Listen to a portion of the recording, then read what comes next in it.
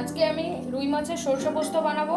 তার জন্য আমি রুই মাছ নিয়েছি 600 গ্রাম, আর এখানে নিয়েছি সরষে 50 গ্রাম মতো সরষে নিয়েছি, পোস্ত নিয়েছি 10 গ্রাম মতো, কাঁচা লঙ্কা নিয়েছি এখানে কয়েকটা, এখানে নিয়েছি আমি একটু আদা আর দুটো টমেটো কুচি করে নিয়েছি, এখানে আমি ফোড়নের জন্য একটু কালো জিরে নিয়ে নিয়েছি, আর এখানে নিয়েছি আমি নুন, হলুদ, জিরে গুঁড়ো, এখানে রয়েছে গরম মশলার গুঁড়ো, আর এটা রয়েছে লঙ্কার গুঁড়ো, আর এখানে সরষের তেল নিয়েছি। এখন আমি মাছটাতে নুন হলুদ মেখে নেব। নুন দিয়ে দিচ্ছি, হলুদ দিয়ে দিচ্ছি,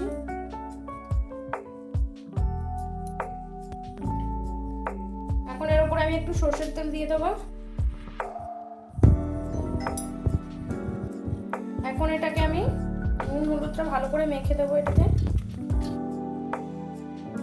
আমি মাছটায় নুন হলুদটা মেখে নিয়েছি। এখন আমি একটা কড়াই বসিয়ে মাছটাকে ভেজে নেব। কড়াইটা গরম হয়ে গেছে, এখন আমি তেলটা দিয়ে দেবো। তেলটা একটু গরম হয়ে গেলে আমি তারপরে মাছগুলো এক একটা দিয়ে ভেজে নেব। তেলটা আমার গরম হয়ে গেছে, এখন আমি একটা একটা করে মাছ দিয়ে মাছটাকে আমি ভালো করে ভেজে নেব। মাছটা ভাজার সময় একটুখানি দূরত্ব অবলম্বন করবে বন্ধুরা, কারণ মাছটা দেওয়ার সময় কিন্তু তেলটা টটকাতে পারে। এই শুনি ম্যাম, তোর এই পেটের মধ্যে কালো জামটা নিয়ে কোথায় ঘুরছিলি? মা তোর জন্য মাছ রান্না করছি। তুমি কিরকম ভাবে এখন শুয়ে থাকবে ছন্টু? তুমি তো হেভি কুড়ি হয়েছো। তা তোমার জন্য মাছ রান্না করে আনছি সন্টু। এ সময় সুনিকে তো দেখে আসলাম, মাছটা কত দূর হলো দেখি এবার। মাছটা আমার ওই দিকটা ভাজা হয়ে গেছে, এখন আমি মাছগুলোকে উল্টে দেবো হালকা যাতে ভেঙে না যায় মাছগুলো।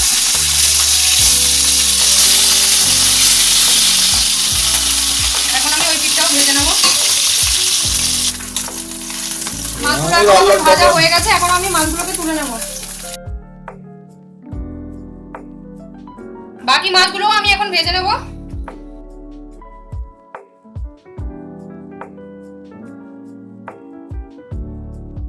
এখন আমি বাকি মাছগুলোকেও একইভাবে ভেজে নিচ্ছি। সেই ফাঁকে আমি এই সরষে পোস্ত কাঁচা লঙ্কাটা আর এই আদা টমেটোটা পেস্ট করে নেব। এখন আমি সরষে পোস্ত কাঁচা লঙ্কাটা পেস্ট করে নেব। ভালো করে পেস্ট করে নিতে হবে বন্ধুরা। সরষে পোস্ত কাঁচা লঙ্কাটাকে আমি পেস্ট করে নিয়েছি, এখন আমি এটাকে ঢেলে নিচ্ছি। এটা আমি এখন পেস্ট করে নেব। আমি কি করতে এসছি? মাছ খেতে। এখন আমার টমেটো আর আদাটাকেও আমি পেস্ট করে নিয়ে চলে এসেছি। মাছটা ভাজা হয়ে গেছে, এখন আমি মাছটাকে তুলে নেব। তেলটা গরম হয়ে গেছে, এখন আমি 3টে কাঁচা লঙ্কা মাঝখান দিয়ে ছিঁড়ে নিয়েছি আর কালো জিরে নিয়েছি, এটা এখন আমি দিয়ে দেবো। দিয়ে দিয়েছি, এটা একটু ভেজে নেবো। এটাকে টমেটোর পেস্টটা দিয়ে দেবো।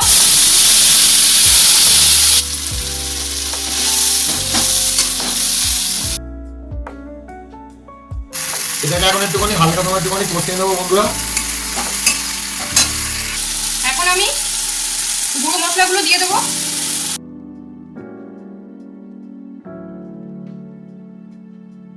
এটাকে এখন আমি একটুক্ষণ কষিয়ে নেব।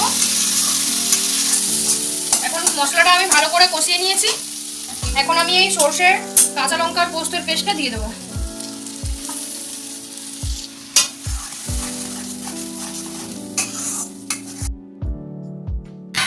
এখন এটাকে আমি একটু সময় রান্না করে নেব, যাতে আমি যে এখন সরষে পোস্ত কাঁচা লঙ্কার পেস্টটা দিলাম সেটাও একটু রান্না হয়ে যায়।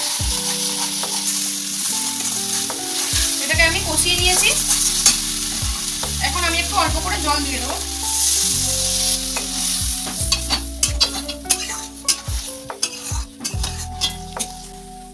আমি এখানে জলটা দিয়ে দিয়েছি।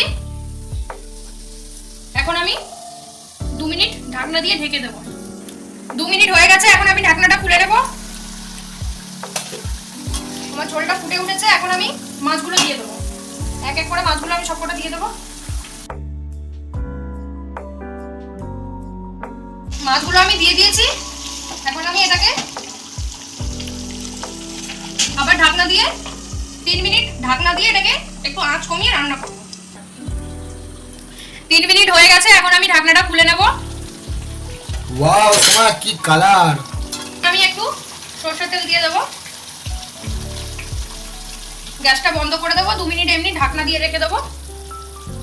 2 মিনিট পরে আমি সার্ভ করে দেখাচ্ছি। এখন আমি ঢাকনাটা খুলে সার্ভ করব।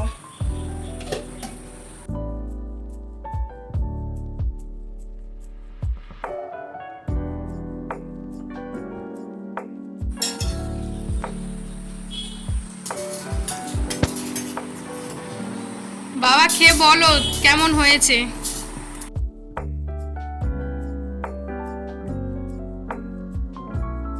বাহ, হেভি টেস্টি হয়েছে। মাছটাও হেভি টেস্টি হয়েছে।